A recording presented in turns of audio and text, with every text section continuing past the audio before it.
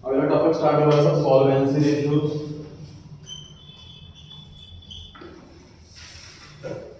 Last topic हमने complete करा था लिक्विडिटी रेशियोज। लिक्विडिटी में सिर्फ दो, करंट रेशियो और लिक्विड रेशियो। मतलब लास्ट टॉपिक में दो रेशियोज पढ़े हमने, उसमें हमने सिर्फ कंपनी में ये चीज चेक करी है कि जो शॉर्ट टर्म पेमेंट है कंपनी वो तो उसमें तो फेल नहीं होगी, जो करंट लायबिलिटीज हैं उसको पे करने के लिए उसके पास पैसा टाइम पर होगा कि नहीं होगा, सिर्फ ये चीज चेक करी हमने लिक्विडिटी रेशियो। अब हम सॉल्वेंसी रेशियो चेक कर रहे हैं। सॉल्वेंसी रेशियो में क्या चेक कर रहे हैं कि सर जो कंपनी ने बड़े बड़े लोन ले रखे हैं जो कई साल बाद चुकाने, वो पे करने के लिए पैसा जोड़ पा रही है कि नहीं कंपनी। सर लोन लेना बड़ा आसान है, लोन लेकर के बिना पैसा लगा दिया, हर साल इंटरेस्ट पे करना वो भी बड़ा आसान है, लेकिन 10 साल के बाद फिर से 10 करोड़ रुपए इकट्ठे करके चुकाना ये बड़ा मुश्किल काम है। तो वो कर पाएंगे नहीं कर पाएंगे, ये चीज चेक करनी है।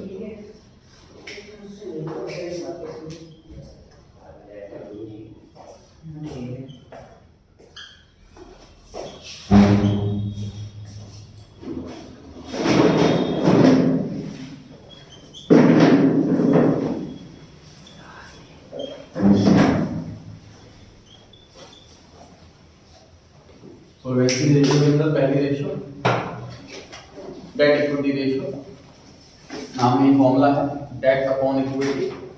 डेट वर्ड में ध्यान दें, बी अल्फाबेट साइलेंट है। डेट मतलब एनसीएल और एनसीएल मतलब नॉन करंट लायबिलिटी। डिनोमिनेटर में इक्विटी, इक्विटी मतलब एसएच लिखा है मैंने अपना शेयर होल्डर्स फंड। ध्यान दें ये सर इक्विटी वर्ड में हमें ऐसा लगता है कि सिर्फ इक्विटी शेयर कैपिटल है, नहीं ऐसा नहीं। इक्विटी मतलब यहाँ पर वर्ड यूज किया हुआ ओनर्स फंड के लिए, मतलब इसमें इक्विटी शेयर भी आ गए, प्रेफरेंस शेयर भी आ गए, रिजर्व एंड सरप्लस भी आ गए। Share equity means ownership. तो एक वर्ड ना कई मतलब होते हैं, हर जगह अलग मीनिंग होता है उसका, ऐसे इक्विटी वर्ड का हर जगह अलग मीनिंग। यहाँ पर इक्विटी वर्ड का मीनिंग है शेयर होल्डर्स फंड। फॉर्मूला क्या बता रहा है सर, ऊपर लिखा कर्जा और नीचे लिखा खुद का पैसा। ऊपर है डेट, पूरी कंपनी में लोन कितना लोन लिया हुआ तो ऊपर है। डिनोमिनेटर में है इक्विटी मतलब शेयर होल्डर्स फंड, खुद का पैसा कितना। ये है डेट इक्विटी रेशियो। पढ़ते हैं एक बार पहला क्वेश्चन थ्योरी में 167। State the meaning and significance of debt equity ratio. This ratio establishes a relationship between long-term debts and shareholders funds. Long-term debts का मतलब NCL. आगे calculation of debt equity ratio. Date equity ratio बराबर date upon equity. Components क्या क्या चीजें आती हैं sir फॉर्मूले में। पहले आइटम आती है डेट। डेट का मतलब लॉन्ग टर्म लोन्स, चाहे सिक्योर्ड हो चाहे अनसिक्योर्ड हो, एग्जांपल डिवेंचर, बॉन्ड्स, लोन्स सब कुछ। Point number 2 equity. इक्विटी का मतलब इक्विटी शेयर कैपिटल भी, रेफरेंस शेयर कैपिटल भी, रिजर्व एंड सरप्लस भी। अगर कोई फिक्टिशियस एसेट जैसे कोई एक्सपेंस है राइट ऑफ नहीं करा, पी&एल अकाउंट डेबिट बैलेंस है तो घट जाएगा। हम ज्यादा पहले रिजर्व एंड सब कंपनीज में reserve and surplus plus minus सब इधर ही आता, प्रॉफिट हो रहा प्लस लॉस हो रहा माइनस, इनकम हो रही प्लस एक्सपेंस हो रहा माइनस। सिग्निफिकेंस की बात करें सर इंपॉर्टेंस क्या है। पहले sir objective of this ratio is to measure the relative proportion of debt equity. देखो रिलेटिव प्रोपोर्शन का मतलब क्या है। इस कंपनी में 200 करोड़ का लोन है, इस कंपनी में 400 करोड़ का लोन है, तो कंपनी डेंजर में कौन सी है ये आंसर करेक्ट नहीं होगा। इस बेस पर आंसर दे करेक्ट कैसे होगा सर। इस कंपनी में खुद का पैसा लगा हुआ है 500 करोड़, इस कंपनी में खुद का पैसा लगाया हुआ है 10,000 करोड़, ठीक है। अब इस कंपनी में लोन कम है लेकिन रिस्क में ज्यादा है। अब समझ पा रहे हो कैसे कि सर इस कंपनी में टोटल 700 करोड़ रुपए लगे हुए हैं, जिसमें से 500 करोड़ खुद के 200 करोड़ लोन।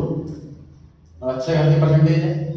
इस कंपनी में टोटल 10,400 करोड़ रुपया लगा हुआ है, सिर्फ 400 करोड़ रुपए का लोन खुद का पैसा कंपनी कहां से हो गई। बट घूमने का सवाल तब आएगा कि लोन वाले पैसा मांग रहे हैं, पैसा है नहीं हमारे पास, वो कोर्ट में जाते हैं केस करने के लिए, पैसा हमारे पास होता नहीं है, कोर्ट से ऑर्डर आएगा कंपनी बंद करो, सारे एसेट बेचो, लोन वाले का पैसा चुकाओ। कंपनी ऐसे ही तो बंद होती, ठीक है। इनको 400 करोड़ रुपए देने के लिए कंपनी कोई भी तो बेच देंगे आराम से, लोन खत्म हो जाएगा, सेफ है कंपनी वाली, ठीक है। तो हम क्या कर रहे हैं, हम सिर्फ लोन का अमाउंट से जज नहीं करते कि कंपनी खतरे में कौन सी है, हम रिलेट करते हैं इसको प्रपोर्शन डेट और इक्विटी का, ठीक है। इसमें लिखा हुआ है रिलेटिव प्रोपोर्शन, हम देखते हैं।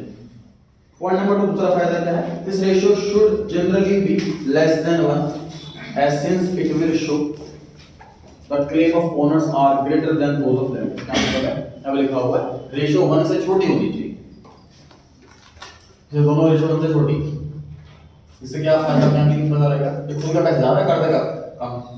तो मान लीजिए रेशियो 500/500 है, मतलब डेट भी 500 इक्विटी भी 500, तो जितना पैसा खुद का उतना कर देगा, बराबर बराबर।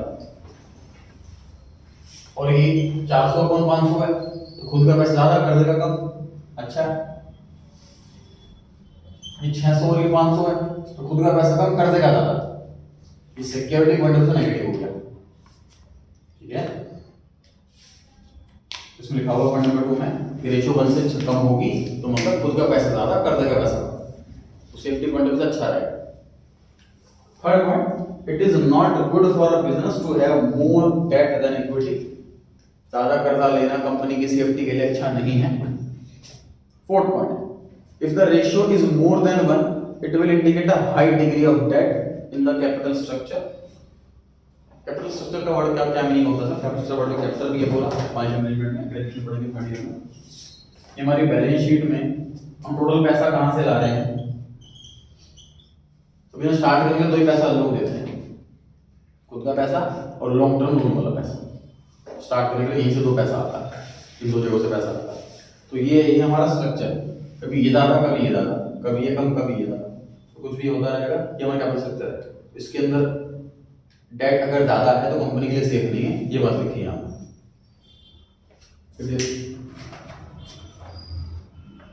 पॉइंट नंबर 4 दोबारा पढ़ना है, if the ratio is more than 1 मतलब डेट ज्यादा है इक्विटी का, it will indicate a high degree of debt in the capital structure के अंदर डिग्री ऑफ डेट ज्यादा है, रिस्क एंटरप्राइज का ज्यादा हो गया, जो लेंडर्स को बियर करना पड़ेगा। क्या मतलब लेंडर्स को बियर करना पड़ेगा, ये देखो सर इधर 500 इधर 500 इधर 1000, अब कंपनी बंद हो रही, 1000 रुपए के एसेट बेचेंगे तो इनको पैसा देंगे पहले तो लोन वालों को, इनके बाद इनको देंगे।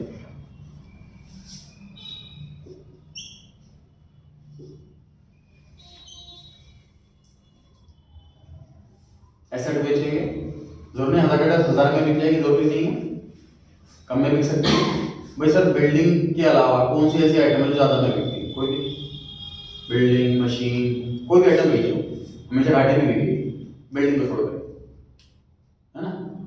तो 9 मतलब मैक्सिमम चांसेस है कि ये कम में बिकेगी, तो इसको बियर करना पड़ेगा ना। अगर डेट ज्यादा है इक्विटी से तो ऐसे केस में इनको लॉस बियर करना पड़ सकता है, और ये कम है 300 700, तो एसेट जब भी बिकेगी 300 तो मिल ही जाएंगे, इनको लॉस बियर करना पड़ेगा। ये पॉइंट लिखा है कि डेटा अगर ज्यादा होगा तो इनको लॉस बियर करना पड़ेगा, ठीक है।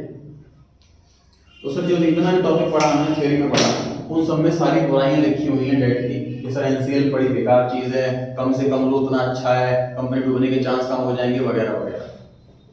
ये सिक्योरिटी पॉइंट ऑफ व्यू से था। प्रॉफिट पॉइंट ऑफ व्यू से बात करें सर, जितना ज्यादा रेट लो उतना अच्छा है, जितना ज्यादा लोन लेंगे, loan come rate of interest का करता है, सस्ता पड़ता है लोन। बिजनेस बढ़ाने के लिए अगर लोन ज्यादा लेते हैं तो प्रॉफिट ज्यादा रहेगा।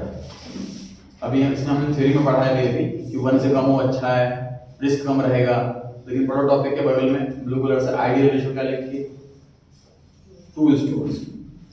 2:2 में मतलब क्या हुआ, खुद का पैसा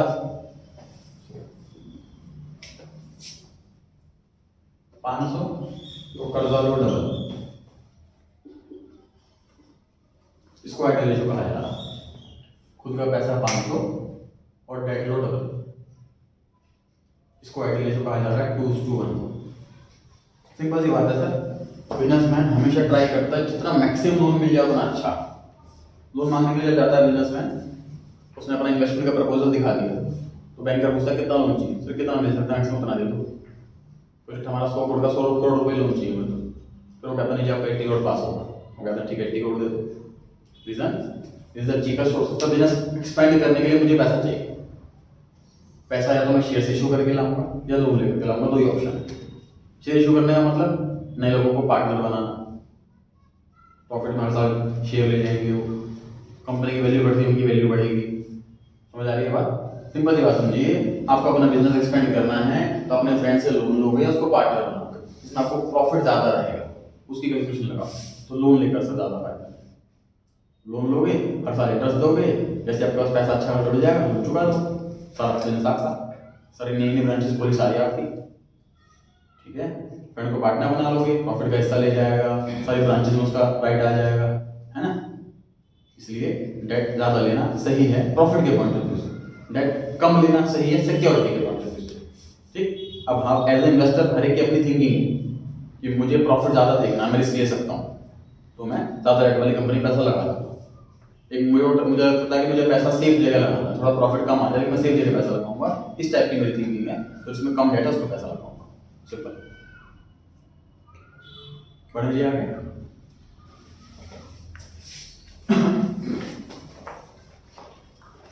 question number 2, calculate debt to equity ratio. Total assets पता है, टोटल डेट पता है और सीएल पता है। देखिए बैलेंस शीट की बात करें हम, NCA, share holder fund, NCL और CL। Total assets total liability बोलो एक ही बात है। टोटल एसेट अगर 3,50,000 है तो लायबिलिटी कितनी होगी?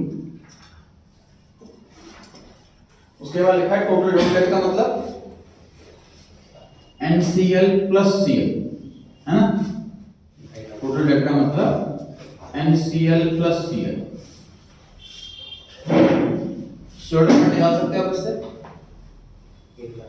टोटल 3.5 लाख है, ये दोनों मिला के 2.5 लाख है, तो क्या आ जाएगा? ये 1 लाख आ गया। CL लिखा है 80,000। अब देखो NCL प्लस CL 2.5 लाख है, CL पता है 80,000, NCL आ जाएगा इससे 2.5 लाख माइनस 80,000। फॉर्मूले में न्यूमरेटर कितना है? 1,70,000। डिनोमिनेटर कितना? 1 लाख। खत्म। न्यूमरेटर है डेट मतलब NCL ऊपर, डिनोमिनेटर है इक्विटी, इक्विटी मतलब शेयर होल्डर फंड मतलब 1 लाख। अब बैलेंस शीट बना के नहीं कर सकते एग्जाम में, इसको अंडरस्टैंडिंग नोट कर सकते हो आप, फिलहाल अंडरस्टैंडिंग के लिए एग्जाम में इसको फॉर्मूला टाइप लिख दो, इसको रफ वर्क में बना सकते हो एग्जाम के लिए। तो share holder fund plus total debt बराबर टोटल एसेट्स, ये फॉर्मूला लिख दिया जी मैंने, इसके हेल्प से शेयर होल्डर फंड निकाल लिया। Shareholders funds plus total debt बराबर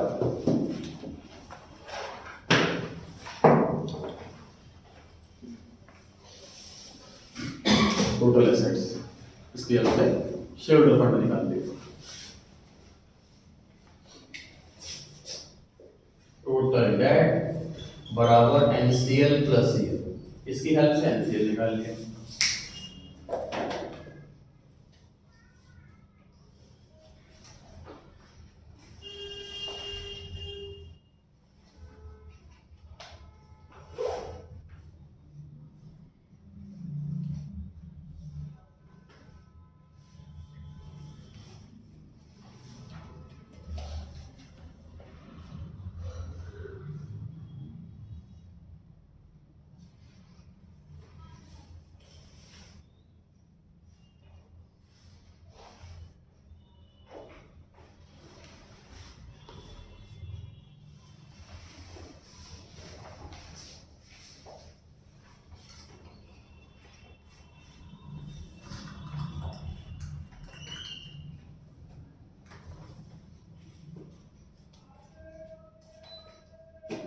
नोट कर लिया सबने?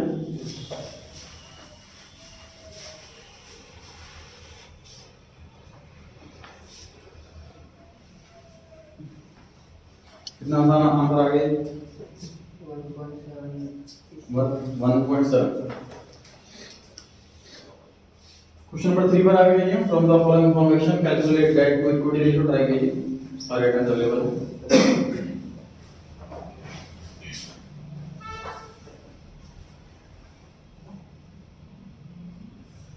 सारे आइटम्स अवेलेबल हैं, ट्राई कीजिए।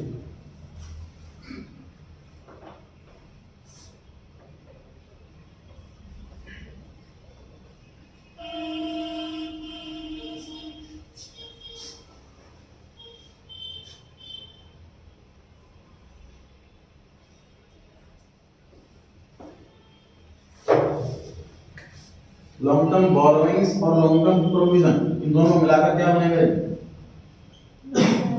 नॉन करंट लायबिलिटी एनसीएल बनेगा इन दोनों को मिलाकर।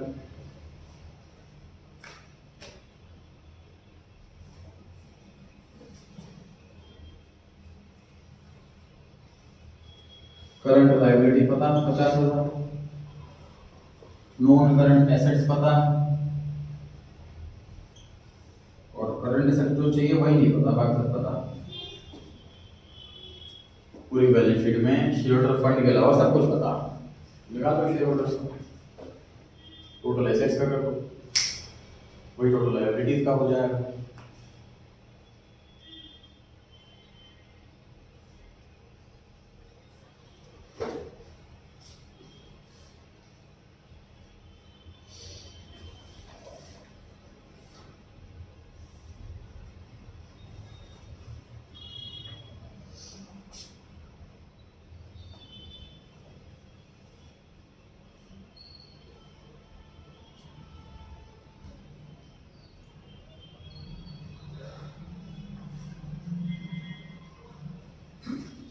हाँ जी, न्यूमरेटर कितना है आपका? 3 लाख। डिनोमिनेटर कितना है? 1 लाख। 3:1 आंसर आ गया। अभी पूछना ज्यादा कि आइडियल है कि नहीं है, बेटर कैसे करें वगैरह वगैरह, तो कैलकुलेशन पूछी जाती है। फिर स्क्रीन पे मैंने रिलायंस कंपनी की डेट इक्विटी निकाली 2019 में 0.7। अगर कंपनी में अगर 1 करोड़ रुपए लगे होंगे खुद के तो 70 लाख कर देते। ये घट के 0.65 हुई, ये घट के 0.32, फिर बढ़ा 0.34, फिर बढ़ा 0.44। बेसिकली क्या है, 20 में कोविड आया, उसके बाद मार्केट में काम नहीं है, सेल वेल डाउन हो गई, तो पैसा रखा उसको करेगा, लोन चुका दिया, डेट कम कर दिया। 2021 से 22 में अपॉर्चुनिटीज और आई, 23 में बहुत बूम आया, काम बढ़ रहा है, सेल बढ़ रही है, और लोन पैसा लगा बिजनेस के अंदर, लोन बढ़ रहा है, तो डेट इक्विटी डेफिनेटली चेक की जाती है इन्वेस्टमेंट से पहले। फोर्थ क्वेश्चन पर आ गए हैं। Calculate debt equity ratio. Debentures दे रखे हैं, क्रेडिटर दे रखे हैं, लॉन्ग टर्म लोन दे रखा है, share capital, reserve fund, operating number expense. Try कीजिए क्वेश्चन।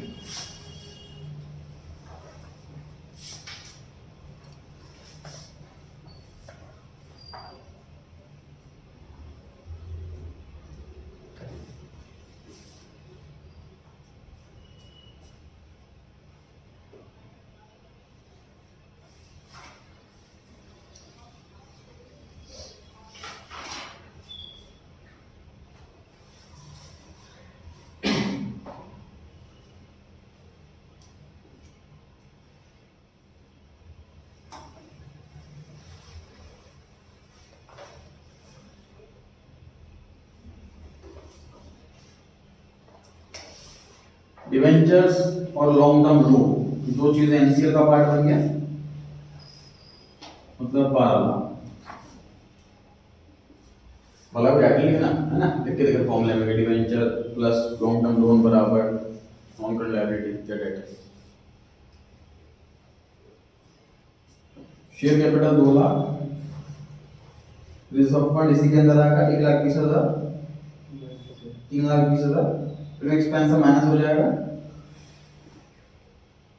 तो ये बचेगा 3 लाख। तो 12 लाख अपॉन 3 लाख, 4:1 आंसर।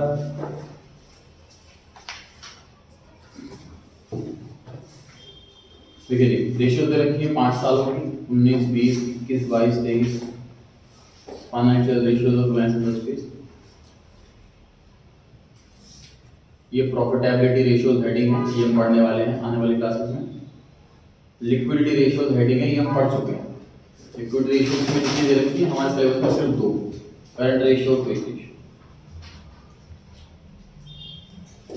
तो करंट रेशियो पहले 0.760 घटी, फिर बढ़ी, फिर बढ़ी, फिर बढ़ी।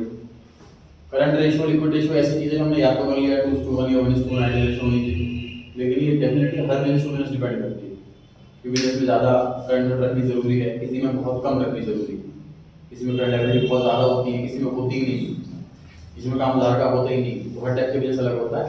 तो नॉर्मली इसको 2:1 या 1:1 से कंपेयर नहीं किया जाता प्रैक्टिकल लाइफ में, इसके कॉम्पिटिशन से कंपेयर किया जाता कंपेटिटर। कंपेरिजन में दूसरी कंपनी कौन सी है, उसकी करंट रेशियो कैसे है, उसकी लिक्विडिटी रेशियो कैसे है, उसकी प्रॉफिटेबिलिटी रेशियो कैसे है। तो लिक्विडिटी रेशियो हमारे में हुई थी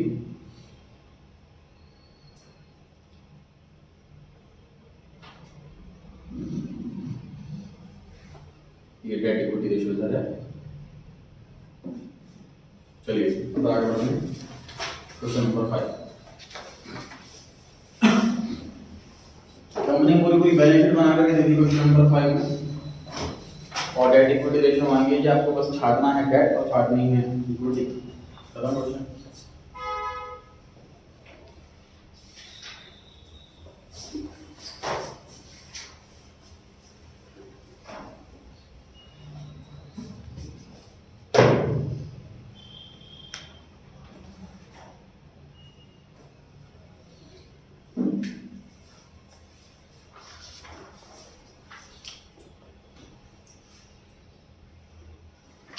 डेट में कितने आइटम्स बताइए? डिवेंचर्स और लॉन्ग टर्म दोनों से 2 आइटम्स। तो 2 लाख रुपए न्यूमरेटर हो गया जी। फॉर्मूले में डिनोमिनेटर है शेयर होल्डर्स फंड्स, उसमें कितने आइटम? 3 आइटम। लायबिलिटी साइड की पहली 3 item, equity share capital, preference share capital और रिजर्व, तीनों को ऐड करके आ गया 2.5 लाख। तो 2 लाख रुपए ऊपर, 2.5 लाख रुपए नीचे।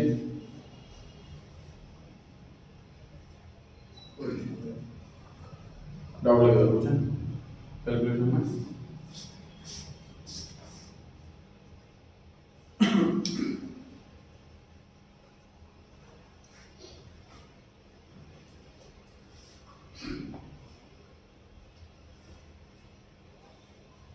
जो करंट रेशियो टॉपिक था उसमें क्वेश्चंस मैंने बहुत ज़्यादा नहीं दे रखे थे, कम कम दे रखे थे। उसके पीछे की वजह ये भी है, जो जैसे जैसे टॉपिक पढ़ते जाएंगे ना, जैसे क्वेश्चन नंबर 6 है, इस एक क्वेश्चन के अंदर करंट रेशियो भी मांगी है, डेट इक्विटी रेशियो भी मांगी है, एसेट रेशियो भी मांगी है। ऐसे क्वेश्चन कई बार आएंगे। ये क्वेश्चन में 3-4 रेशियोज हैं, तो आपके पिछले वाले रेशियोज इसके थ्रू रिवाइज होती रहेंगी, इसलिए मैंने टॉपिक वाइज क्वेश्चंस लिमिटेड दे रखे हैं। करंट रेशियो में क्वेश्चन 5-6 थे, एसेट रेशियो में क्वेश्चन 5-6 थे, लेकिन 7-8 क्वेश्चन ऐसे आएंगे अदर रेशियोज के अंदर। तो हर टाइप के रेशियो के आपके 10 से ज़्यादा क्वेश्चन हो जाएंगे हर टाइप के रेशियो, तो मोर देन सफिशिएंट। शुरू हो जाइए क्वेश्चन नंबर 6 में। सिंगल रेशियो निकालिए। कॉन्सेप्ट जहाँ नया आएगा वहाँ मेरा होगा, जहाँ कैलकुलेशन होगी वहाँ काम आपका होगा।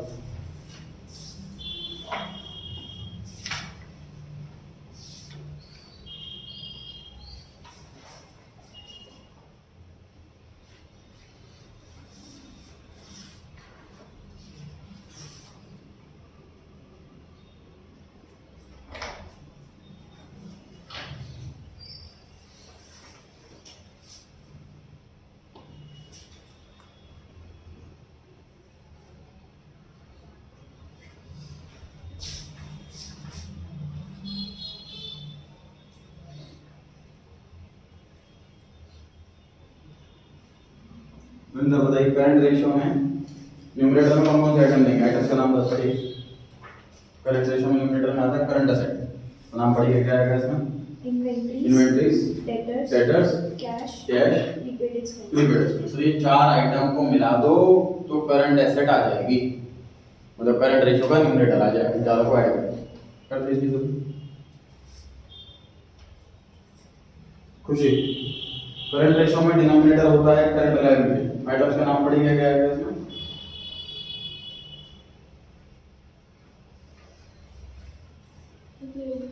क्रेडिटर्स, बिल्कुल सही है।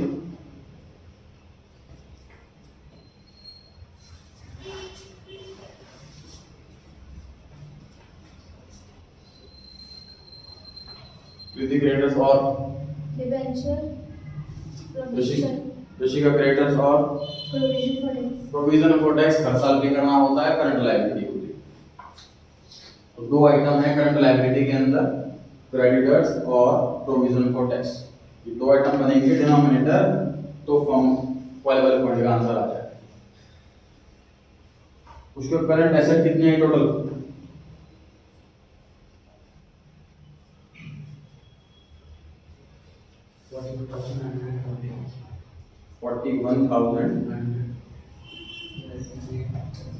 ऋषभ कितनी आई? 48,000। करंट एसेट सभी चेक करें, 48,000 आ रही है? यस। इसकी नहीं आ रही है, चेक कैलकुलेट करें, नहीं हो पा रहा है तो पूछें। लास्ट की क्या रेट है, जोड़नी है सेट साइड की, बस तो ये करना।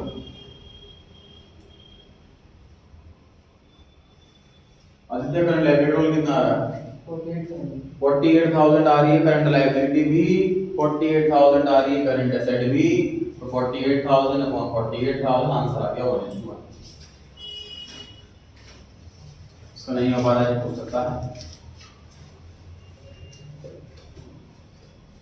हाँ जी यशस्वी, दूसरी रेशियो मांगी है डेट इक्विटी रेशियो। न्यूमरेटर में आएगा डेट, डेट मतलब एनसीएल। कौन कौन से आइटम लेंगे, नाम पढ़िए। 10% डिवेंचर 30,000 रुपए के, सिर्फ इकलौती एक ही आइटम आएंगे, सिर्फ एक आइटम आएंगे इसमें डिवेंचर्स, और कुछ नहीं आएगा न्यूमरेटर में। हानिश, डेट इक्विटी रेशियो में जो डिनोमिनेटर होता है वो इक्विटी होता है। इक्विटी मतलब शेयर होल्डर्स फंड्स। क्या क्या आइटम आएगी, नाम पढ़िए। Sir 8,000 equity share can be seen. जो इक्विटी शेयर्स में 80,000 रुपए के ही आएंगे, और क्या आएगा? Profit and loss account, reserve and surplus का पार्ट होता है, शेयर होल्डर्स फंड्स का पार्ट होता है। तो डिनोमिनेटर में ये दो चीजें आएंगी, 80,000 और 12,000।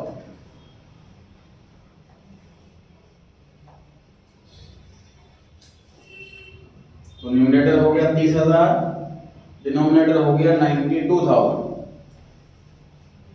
सॉल्व करके आ गया 0.47। इसका नहीं हो पा रहा है, पूछ लिया।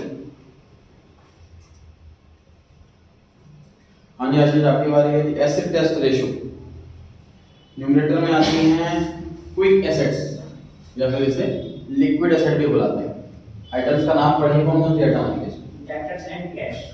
डेटर्स और कैश, सिर्फ दो आइटम आएंगे। तो तीसरी रेशियो है एसिड टेस्ट रेशियो, इसके न्यूमरेटर में सिर्फ दो आइटम आएंगे, डेटर और कैश। इन्वेंट्री नहीं आएगा, प्रीपेड एक्सपेंस नहीं आएगा।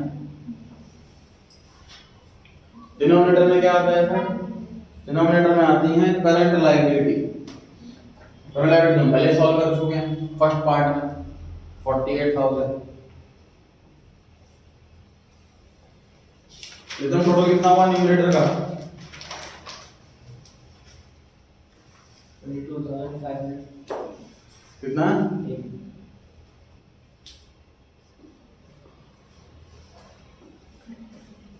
अपने कॉपी में देख के बताया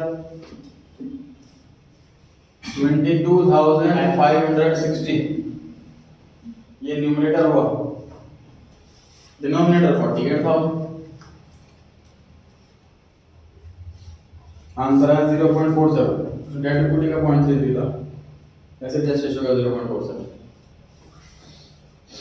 आ रहा सभी का?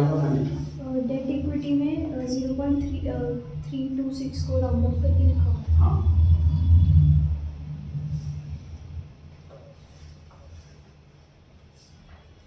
पढ़ सकते हैं जी आगे। अगला क्वेश्चन है sir, when date equity ratio is 2:1 बताना है रीजन कि इंक्रीज होगा या डिक्रीज होगा या नो चेंज होगा। बेसिक कांसेप्ट माइंड में रखें कि कहां डेट चेंज आता है।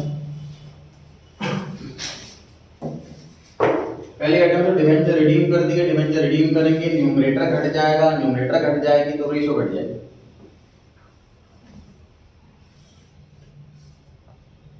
दूसरा, payment of dividend already declared, payment of dividend already declared, ध्यान से समझिए। जब डिविडेंड डिक्लेयर हो जाता है तो होता प्रपोज डिविडेंड, वो बैलेंस शीट में कहां आता? कहीं नहीं आता, क्योंकि अभी डेटर्स ने प्रपोज करा है कि हम ये डिविडेंड बांटना चाह रहे हैं। ये सिर्फ एक मतलब एक अनाउंसमेंट है, एक कंफर्मेशन नहीं। जब डिक्लेयर हो गया, एजीएम रखी गई, शेयरहोल्डर से पूछा गया, उन्होंने बताया ये डिविडेंड होना चाहिए, डेटर ने बताया ये होना चाहिए, दोनों एग्री हो गए एक पर्टिकुलर पॉइंट पर, तो डिक्लेयर हो गया वो। ठीक है, अब वो कंफर्म देना ही देना है और विद इन 7 डेज देना होता है। करंट लायबिलिटी हुआ, करंट लायबिलिटी हुआ, मान लीजिए 28 मार्च को डिक्लेयर हुआ है तो 31 मार्च की बैलेंस शीट में करंट लायबिलिटी में लिखा जाएगा उसको, 4 अप्रैल तक पे करना।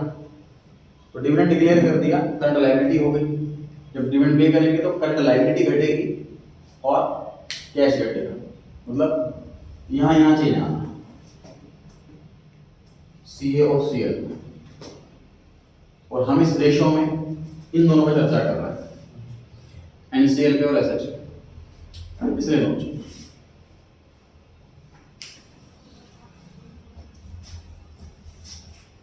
Conversion of debenture into equity, sir debt upon equity formula है, हमने डेट को इक्विटी बना दिया, न्यूमरेटर घट गया रेशो घटेगी, न्यूमरेटर बढ़ गया रेशो और घटेगी। समझ पा रहे हैं? न्यूमरेटर कम होता है तो रेशो घटती है, डिनोमिनेटर बढ़ता है तो रेशो और घटती है, तो घटनी घटनी है तो रेशो डिक्रीज ही होगी पक्का। समझ पा रहे हैं? लोन को इक्विटी बना दिया तो लोन घट गया, न्यूमरेटर घट गया, रेशो घटेगी। Fourth point, issue of preference share for redemption of debenture. Sir third और फोर्थ दोनों पॉइंट सेम है, ध्यान से पढ़ो। थर्ड पॉइंट में हम डिवेंचर को इक्विटी शेयर बना रहे हैं, फोर्थ पॉइंट में डिवेंचर को प्रेफरेंस शेयर बना रहे हैं। दोनों ही केसों में NCL घट रहा, दोनों ही केसों में एसेट शेयरहोल्डर फंड बढ़ रहा। इक्विटी बने के प्रेफरेंस बने, डिनोमिनेटर तो बढ़ेगा ही। ठीक है,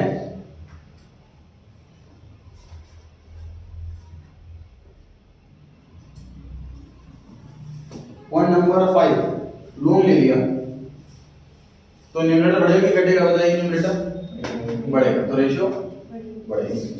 लोन लिया, न्यूमरेटर बढ़ेगा, रेशियो बढ़ेगा। पॉइंट नंबर 6, लोन लिया शॉर्ट टर्म वाला, तो बताइए न्यूमरेटर बढ़ेगा कि घटेगा? No change. Sir short term हमको आता ही नहीं यहाँ पर, हाँ यहाँ पर आता नो चेंज। 7, फिक्स्ड एसेट्स खरीदी है 3 महीने की उधार है, तो सर फिक्स्ड एसेट तो यहाँ आती है NCA में, इधर कोई चेंज नहीं, इधर कोई चेंज नहीं, है ना, no change.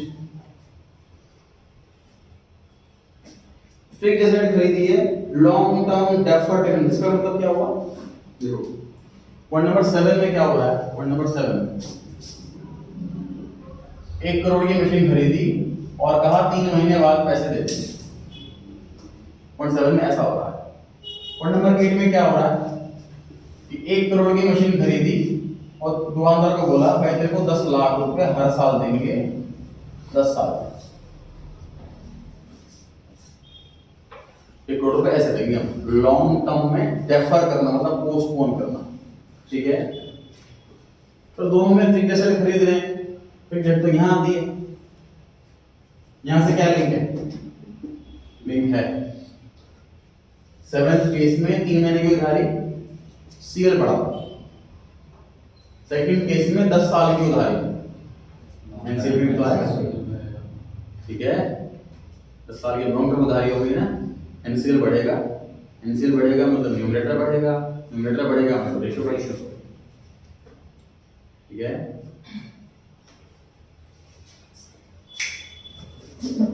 9 point, fixed assets बेच दिया हमने, लॉस। सर फिक्स्ड एसेट अगर बेचेंगे तो एनसीए घटेगा, पैसा आएगा तो सीए बढ़ेगा। यहाँ पे क्या फर्क पड़ना इन दोनों? Share holder fund minus.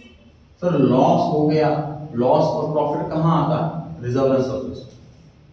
Share holder fund के अंदर रिजर्व एंड सरप्लस में आता है प्रॉफिट लॉस। क्वेश्चन बोला होता फिक्स्ड एसेट 10 लाख की 10 लाख में बेचिए, फिर तो कुछ नहीं आता यहाँ पर, है ना। क्वेश्चन बोला लॉस तो बेचिए तो घटेगा ना ऐसा एसएच। तो इस बताइए रेशियो के अंदर डिनोमिनेटर घट रहा है तो क्या होगा रेशियो में? बढ़ेगा। तो डिनोमिनेटर घटेगा तो रेशियो बढ़ेगा। 10 पॉइंट, नए शेयर इशू कर दिए, डिनोमिनेटर बढ़ गया तो रेशियो क्या होगी? कम हो जाएगी। डिनोमिनेटर इफेक्ट उल्टा पड़ता है ना, ठीक है। तो इसका डायरेक्ट रिलेशन है आंसर से, इसका इनवर्स रिलेशन होता है आंसर से। डिनोमिनेटर बढ़ेगा तो रेशियो घटेगी, ठीक है। नहीं क्लिक हो पा रहा तो रोक ले, पूछ ले दोबारा। पॉइंट नंबर 11, तो 10 और 11 में क्या फर्क है?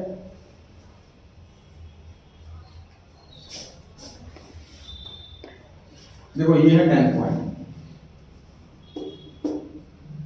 शेयर इशू करे बदले में पैसे ले लिए, पैसा बढ़ रहा है, शेयर बढ़ रहा है, रेशियो क्या होगी? घटेगी ना। अरे शेयर होल्डर फंड डिनोमिनेटर में आता है, डिनोमिनेटर बढ़ेगा तो रेशियो घटेगी ना। क्लियर होगी बात? अब प्लस पॉइंट पे आ जाओ, फ्री में शेयर बांटना है। सर शेयर होल्डर फंड के अंदर शेयर कैपिटल आता है और रिजर्व एंड सरप्लस आता है। शेयर्स इशू कर रहे हैं, शेयर्स बढ़ेंगे, फ्री में बांटना नुकसान, ultimately no change in assets, no change in ratio. Bonus share बांटना मतलब फ्री में शेयर बांटना। तो रिजर्व में हमारे पास पैसा पड़ा हुआ, उसके थ्रू हमने शेयर बांटे हैं फ्री, शेयर्स बढ़ गए, रिजर्व कम हो गए, अल्टीमेटली शेयर होल्डर फंड में कोई चेंज नहीं, डिनोमिनेटर में कोई चेंज नहीं, रेशियो में कोई चेंज नहीं, पैसा तो आए, ठीक है।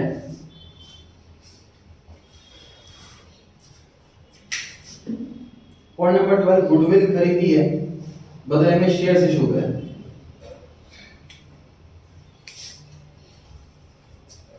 गुडविल एनसीए है, share holder fund shares issue तो शेयर्स बढ़ेंगे, तो भाई रेशियो के अंदर डिनोमिनेटर बढ़ रहा है तो रेशियो घटेगी, ठीक है।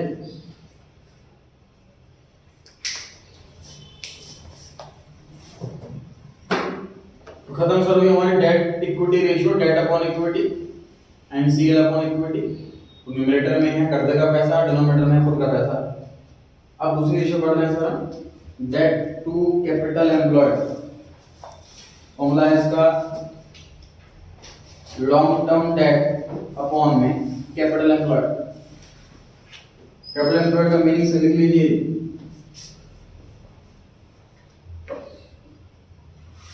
एसएच प्लस एनसीएल, ये कैपिटल एम्प्लॉयड।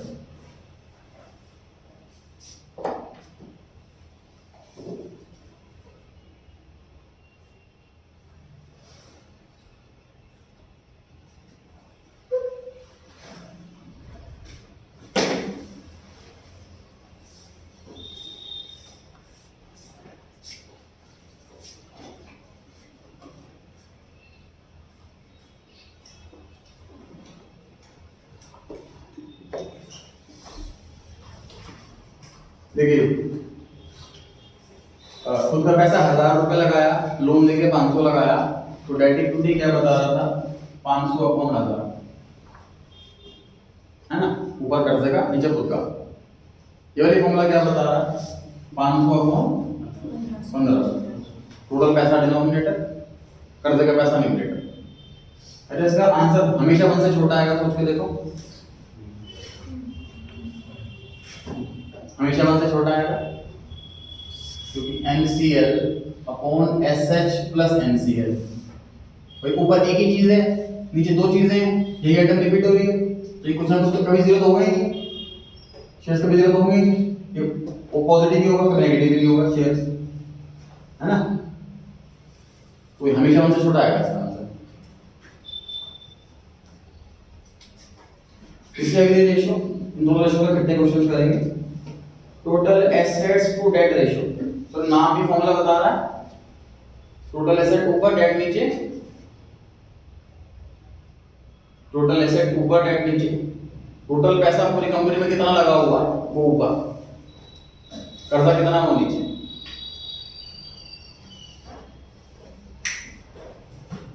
और लिखा है मैंने डेट में, डेट का मतलब एनसीएल, दोनों के ब्रैकेट में लिखा है कि आंसर रेशियो के फॉर्म में देना है। टोटल एसेट वेट में लिखा हुआ है हाइट द वेट, मतलब एसेट जितनी ज्यादा हो इसका आंसर हमेशा 1 से बड़ा आएगा। टोटल एसेट्स टू डेट का आंसर हमेशा 1 से बड़ा आएगा, डेट ज्यादा हो सकता है टोटल एसेट से, टोटल एसेट्स इधर और डेट नीचे, तो हमेशा कम ही होगा, इससे ज्यादा ही होगा, है ना।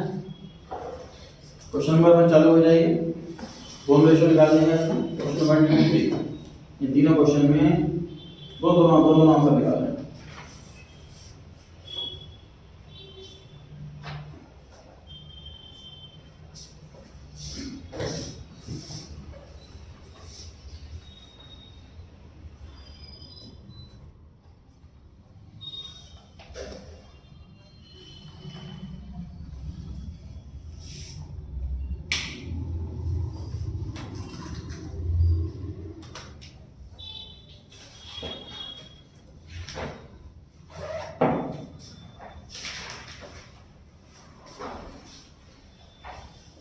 क्वेश्चन आपकी बारी। टोटल एसेट वेट रेशियो में न्यूमरेटर कैसे निकालोगे, टोटल एसेट्स कैसे निकालोगे।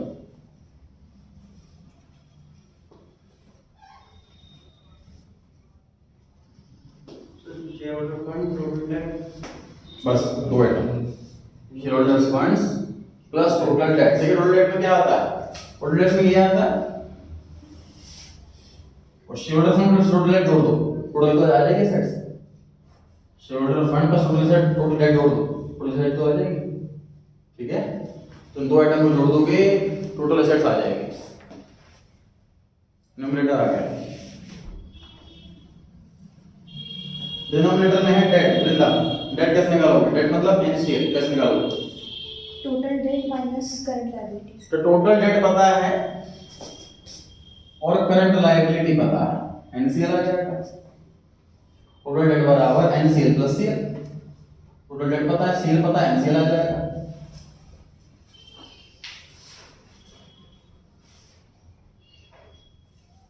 खुशी टोटल एसेट्स कितनी है,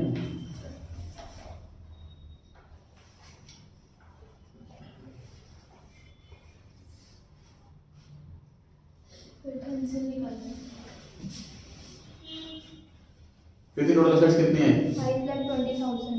5,20,000 आ रही हैं टोटल एसेट्स, जो कि न्यूमरेटर है पहले वाले फॉर्मूले का।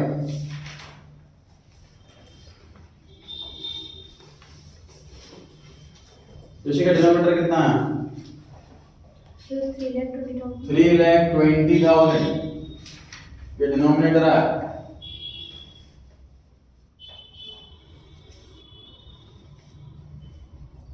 इससे नहीं हो पा रहा है, पूछ ले क्या ऐड करा, क्या लेस करा, क्यों करा। आंसर आ गया 1.625। पॉइंट के बाद तो 2 नंबर में छोड़ सकते हैं। हाँ, कैपिटल एम्प्लॉयड वाला बता दो। दूसरा फॉर्मूला है sir, debt to capital employed ratio. Debt का मतलब एनसीएल, मतलब जो पिछले वाले फॉर्मूले में आपने डिनोमिनेटर सॉल्व किया था 3,20,000, वो इस वाले फॉर्मूले का न्यूमरेटर हो गया। इतना क्लियर है। डिनोमिनेटर में है कैपिटल एम्प्लॉयड, कैपिटल एम्प्लॉयड मतलब share holders funds plus NCL, share holders funds plus NCL. उसका कितना है, 4,80,000। एनसीएल आ रहा था 3,20,000, शेयर होल्डर फंड है 1,60,000, डिवाइड करके आ गया 4,80,000। न्यूमरेटर 4,3,20,000, डिनोमिनेटर 4,80,000, आंसर आ गया 0.67। नहीं हो पा रहा है आंसर तो पूछ सकते हैं जी।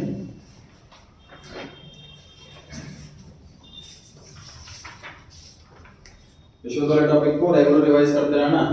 इस चैप्टर में दिक्कत ये आएगी, चैप्टर के एंड तक कितने सारे फॉर्मूले हो जाएंगे कि आपको बड़ा बर्डन लगेगा, सर याद करना, फॉर्मूले याद नहीं हो रहे। तो रेगुलर क्लास देखते रहो, रेगुलर रिवाइज करते रहो, अपने आप लर्न होते रहेंगे। इकट्ठे करने बैठोगे तो दिक्कत आएगी। क्वेश्चन नंबर 2 पर आ गए सर, दोनों रेशियो निकालिए इसमें भी।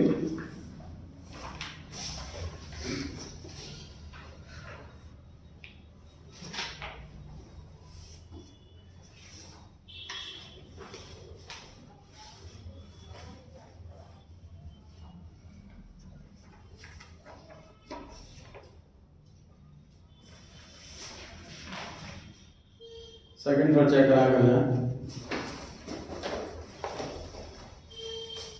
कौन सा क्वेश्चन कैलकुलेशन नहीं हो पा रहा, अटक रहा तो पूछ सकते हैं।